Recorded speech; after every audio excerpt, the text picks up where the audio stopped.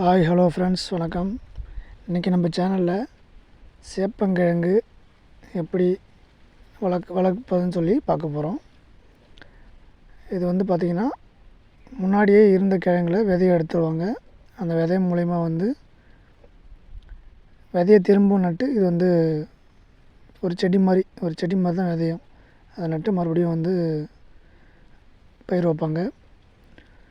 3 மாதத்துலேருந்து 4 மாதம் வரைக்கும் இதோட அறுவடை டைமு. இதை நீங்கள் கரெக்டாக பராமரித்து உரம் போட்டு 3 நாள் 4 நாளுக்கு ஒரு டைம் தண்ணி விட்டு கரெக்டாக பராமரிச்சிங்கன்னா செடி அழகாக இருக்கும்.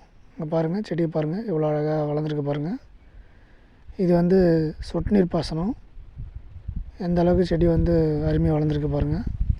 இதே மாதிரி நீங்களும் உங்கள் வயலில் போடணும்னு ஆசைப்பட்டீங்கன்னா நம்ம சேனலை சப்ஸ்கிரைப் பண்ணிக்கிட்டு உங்களுக்கு என்ன டவுட்னாலும் கமெண்டில் தெரிவிங்க.